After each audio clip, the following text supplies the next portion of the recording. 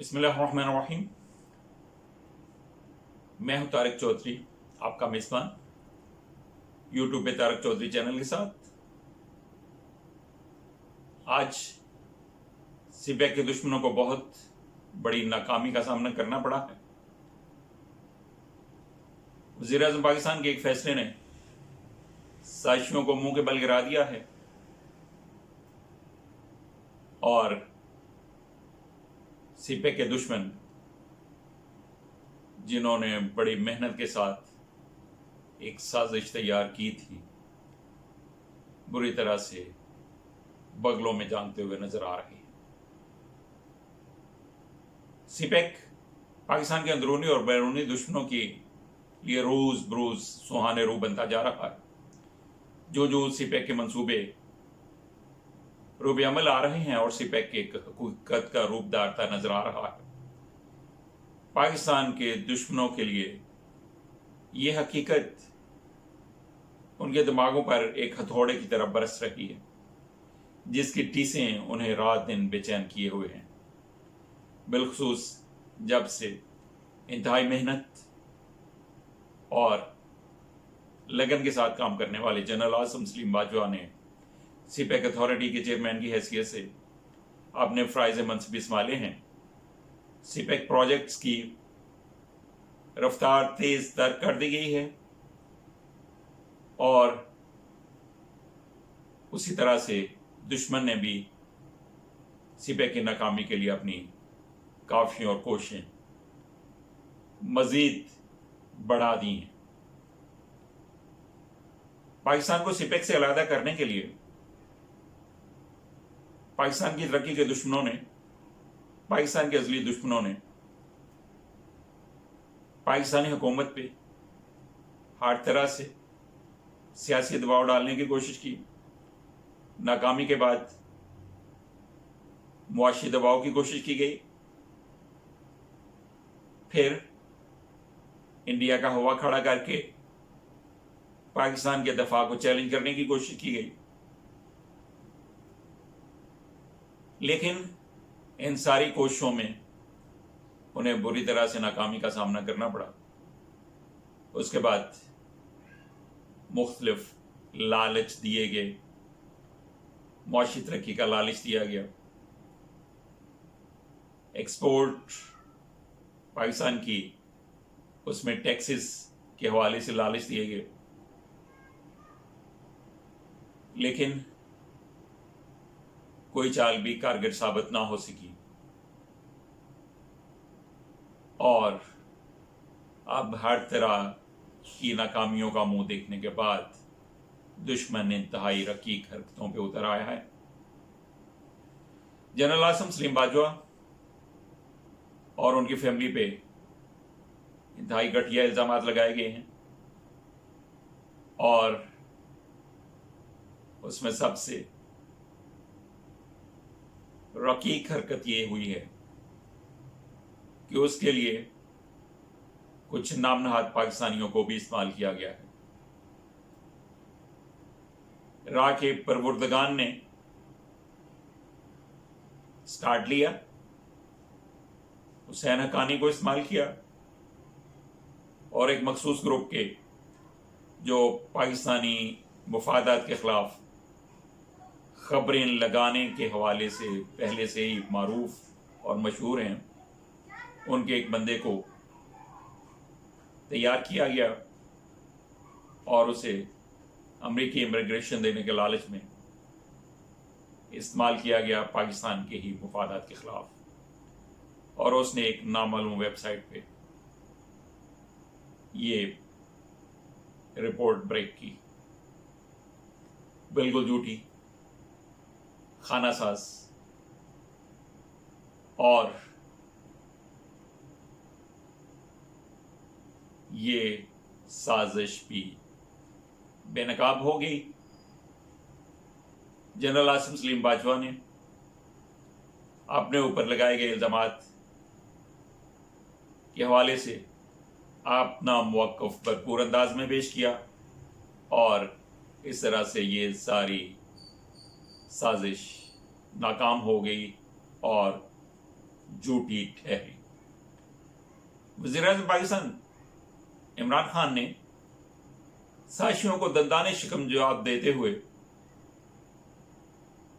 General Asim Saleem Bajwa کو سی pack سے ہٹانے کی اور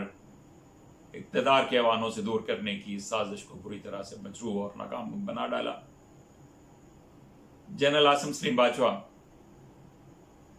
جیسا کہ ان سازشوں کا خیال تھا کہ جھوٹے الزامات پر وہ فیڈ اپ ہوں گے اور اس طرح سے وہ سی پیک سے ریزائن کر دیں گے تو ہماری جان چھوٹ جائے گی، لیکن جنرل عاصم سلیم باجوہ نے حکمت کا مظاہرہ کرتے ہوئے وزیر اعظم پاکستان کی مشیر کے عہدے سے تو عمران خان سے مل کے استعفیٰ دے دیا اور انہیں گزارش کی کہ سی پیک اتھارٹی کے چیئرمین کی حیثیت سے انہیں کام جاری رکھنے کی اجازت دی جائے۔ اگرچہ ان کا استعفیٰ منظور کر بھی لیا جاتا، پھر بھی سی پیک اتھارٹی کے چیئرمین وہی رہتے اور یہ سازش کسی طرح پایہ تکمیل تک نہ پہنچ سکتی۔ لیکن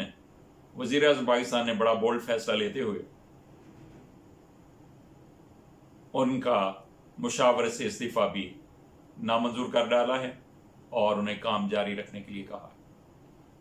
راہ کے پروردہ انڈینز نے حسین حقانی اور احمد نورانی کے ذریعے سے یہ جو سازش کی تھی، ان پہ الزامات کی بچھاڑ کی تھی کہ شاید اس طرح سے ان کی لاٹری نکل آئے، لیکن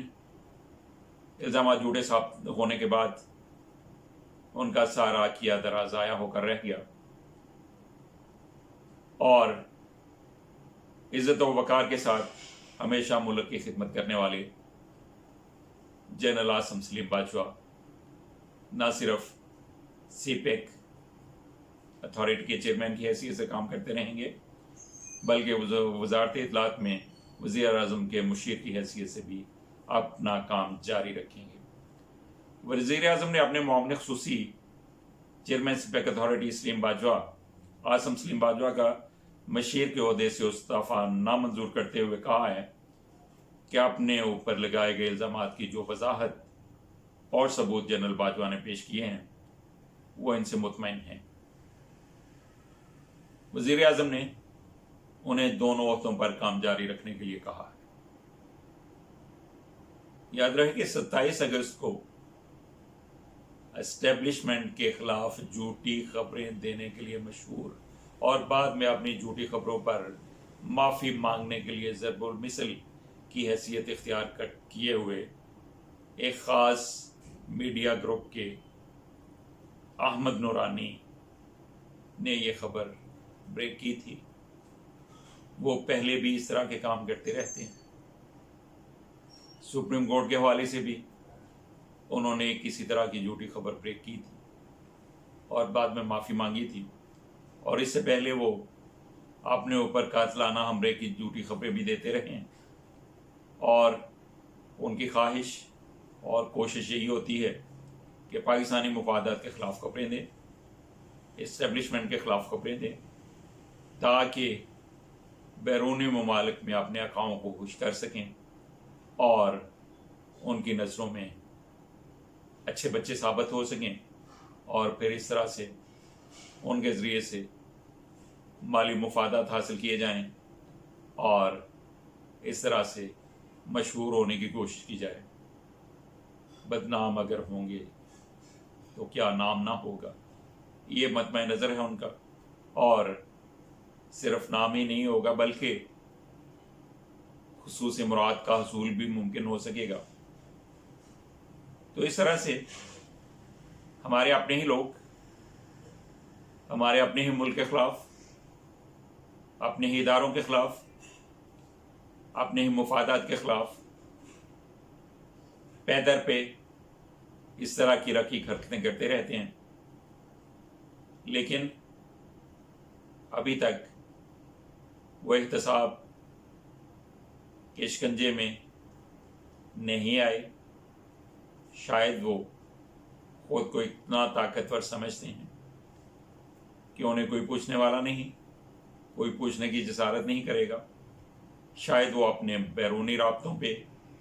مان اور فخر کرتے ہیں، شاید وہ سمجھتے ہیں کہ بیرونی طاقتیں جو انہیں استعمال کرتی ہیں وہ انہیں کسی بھی احتسابی گراؤ میں آنے سے بچا لیں گی۔ لیکن کیا یہ سلسلہ ہمیشہ ایسے ہی چلتا رہے گا؟ کیا پاکستانی مفادات کے خلاف کرنے والے نام نہاد پاکستانیوں کے لیے بھی کوئی ایسا وقت آئے گا کہ انہیں پاکستان کے مفادات کے خلاف چلنے پر جیل کی سلاخوں کے پیچھے ڈالا جائے، ان کا کڑا احتساب کیا جائے، ان سے سخت تحقیق اور تفتیش کی جائے، ان کے پیچھے جو ہینڈلرز ہیں، جو انہیں فائننس کرتے ہیں، جن کے مفادات کے لیے وہ استعمال ہوتے ہیں، ان کے حوالے سے ان سے تحقیقات کی جائیں اور اس طرح سے پاکستانی مفادات کو ان لوگوں کے ہاتھوں مجروح ہونے سے بچایا جا سکے۔ انشاءاللہ یہ وقت آئے گا، جلد ہی آئے گا، جب کسی بھی نام نہاد پاکستانی کو یہ جسارت نہیں ہو پائے گی کہ وہ اس طرح سے کھل کے پاکستانی مفادات کے خلاف کھلواڑ کر سکے۔ اب تک لیے اتنا ہی، انشاءاللہ پھر ملیں گے کسی اہم خبر کے ساتھ نئی ویڈیو میں۔ آپ نے اگر ابھی تک طارق چودھری چینل کو سبسکرائب نہیں کیا تو سبسکرائب کر لیجئے، بیل آئیکن کو بھی دبا دیجئے اور اپنے کمنٹس اور آراء سے ضرور آگاہ کرتے رہیے گا۔ اللہ حافظ، السلام علیکم ورحمۃ اللہ۔